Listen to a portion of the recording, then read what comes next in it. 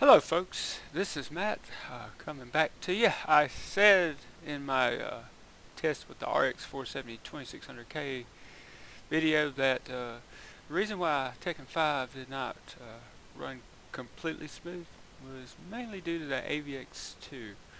Well, after doing a little test run on this Haswell system I have, which this isn't my 4770K, this is basically a 4770 Xeon equivalent. It turbos to 3.8, so it's actually losing the clock speed over that 2600K that I have. So this is really interesting to know, though.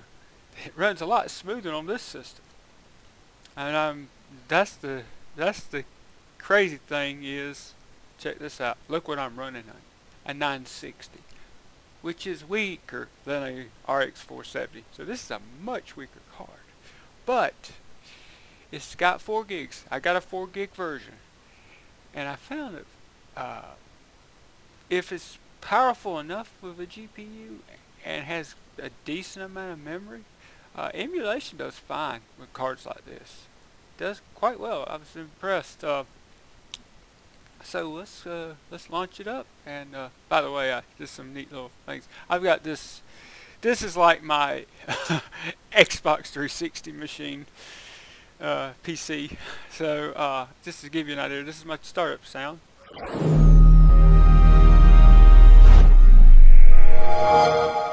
That's what it plays when I start up Windows 8.1. By the way, that's what I'm using on this system.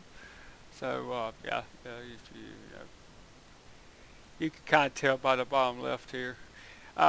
That's the processor E3-1231V3, 4-core 8-thread at 3.8 gigahertz. I'm using that cheap Asus H81MC motherboard, which is kind of, I don't know, dirt cheap Haswell board. They don't even support PCI 3, which is odd, because Haswell's processors certainly do, but the motherboard don't. That's okay. The 960 don't seem to be struggling any worse with it. It seems to do fine. Also, it's just a little cheap setup. I'm actually running it in a Gateway DX 4300 case. Yes, I used to drool over getting one of those about 15 years ago. I was like, oh man, I want one of those DX 4300 systems with a Phenom quad core. Oh man, I remember I looked in stores and I was like, man, let's get this. I ended up getting back then I ended up getting an Asus CM5570, I think it was, with a Pentium dual core E5300, and had a nice Western Digital Black 750 gigabyte hard drive, which for the time was actually pretty good in performance. And that Asus system was, I'm kind of glad I got it because the board was so non-proprietary. I mean, I've got it up in my closet in a box, and it works just like a regular Asus motherboard.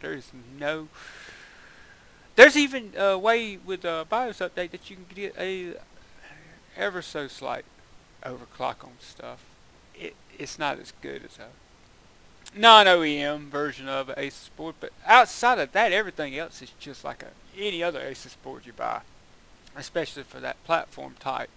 It was a 775. So anywho, let's go into this game and let's just see how well it does with a GTX 960. And here we go, we're loading it up. I know it started last time I tried it. And here we are. This game features autosave functions. That is amazing, isn't it? Yes, it's a neat one.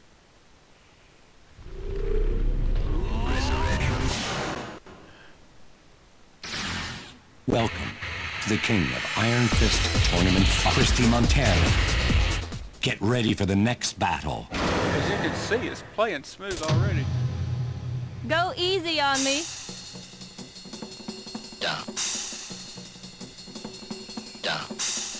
Round 1. Very smooth.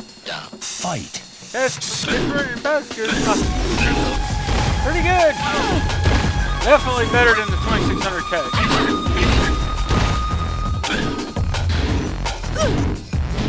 Oh, and I'm also running it at 1080p. I've got it upscaled the same as I did the 2600K. 4K, no different. Exact settings, everything. Definitely running much smoother. No sound stutter. You win. Running pretty good. Running almost as good as 3700X at 4K. Fight. With that 1080 in it.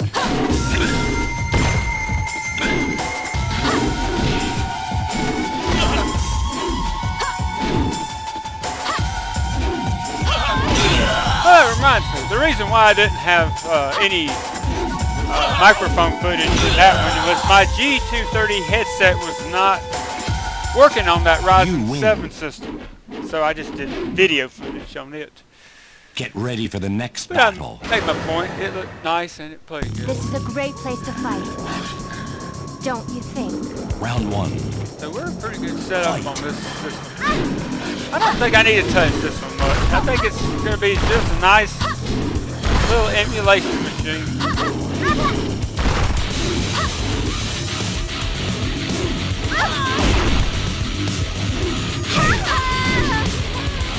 Alright, this is Matt, signing off.